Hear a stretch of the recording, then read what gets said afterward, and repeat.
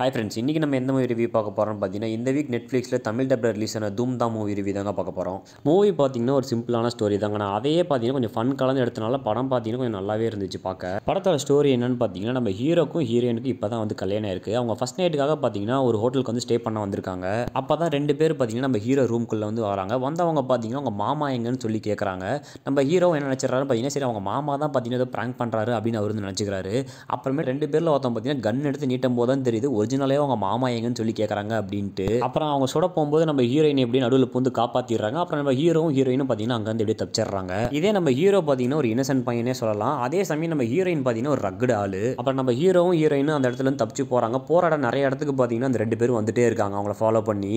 நம்ம ஹீரோக்கும் ஹீரோயினுக்கும் தெரியல எதுக்கு இவங்க வராங்க, எதுக்கு அவங்க மாமாவை தேடுறாங்க அப்படின்னு சொல்லிட்டு, அதுக்கு ஏன் இவங்களை வந்து துரத்திட்டு இருக்கானுங்க அப்படின்ட்டு ஒரு சிஐடி போலீஸ் இவங்களுக்கு கால் பண்ணி சொல்லும் போது தான் தெரிய வருது எதுக்காக இவங்களை வந்து துரத்துறாங்க அப்படின்ட்டு. எதுக்காகன்னு பார்த்தீங்கன்னா ஒரு 2 வீக்ஸ் முன்னாடியே பார்த்தீங்கன்னா ஒரு கேங்கு பார்த்தீங்கன்னா ஒருத்தனை சுட்டு காசு வந்து சொல்லப்போனால் திருடிட்டு போயிருப்பாங்க. அதில் ஒருத்தனோட ஃபேஸ் பார்த்தீங்கன்னா ஒரு கேமராவில் வந்து நோட் ஆயிருக்குங்க. அது அந்த கேமரா பார்த்தீங்கன்னா அந்த கடையோட ஓனர் பார்த்தீங்கன்னா அவங்க மாமா தான். அதனால் அவங்க மாமா என்ன பண்ணுறாருன்னு பார்த்தீங்கன்னா அந்த வீடியோ வந்து ஒரு பென்ட்ரைவில் காப்பி பண்ணிட்டு போலீஸ் ஸ்டேஷன் சொல்லப்போனால் வந்து கொடுக்க வந்து போகிறாரு. ஆனால் போலீஸ் ஸ்டேஷன் போனதுக்கப்புறமேட்டு தான் அவருக்கு உண்மையே தெரிய வருது திருட்டெல்லாம் பண்ணது போலீஸ் தான் அப்படின்ட்டு. அங்கேருந்து அவங்க மாமா பார்த்தீங்கன்னா தெரிச்சு ஓடி ஒரு மால்குள்ளே போகிறாரு. நம்ம ஹீரோ பார்த்தீங்கன்னா அந்த மாலில் தான் பார்த்தீங்கன்னா ஒரு மேரேஜுக்காக பர்ச்சேஸ்க்கு வந்து வந்திருப்பாரு. அப்போ தான் அவங்க மாமா என்ன பண்ணுறாருன்னு பார்த்தீங்கன்னா அந்த பென்ட்ரைவை வந்து நம்ம ஹீரோட பையில் வந்து போட்டுறாப்புல. ஸோ அந்த பென்ட்ரைவை தேடி தான் நம்ம ஹீரோ வந்து அந்த கும்பல் வந்து ஃபுல்லாக துரத்திட்டு இருக்கு. அப்புறம் அந்த கேங் பார்த்தீங்கன்னா நம்ம ஹீரோட ஃபேமிலி நம்ம ஹீரோயின் ஃபேமிலியும் பார்த்தீங்கன்னா லாக் பண்ணி வச்சிடறாங்க.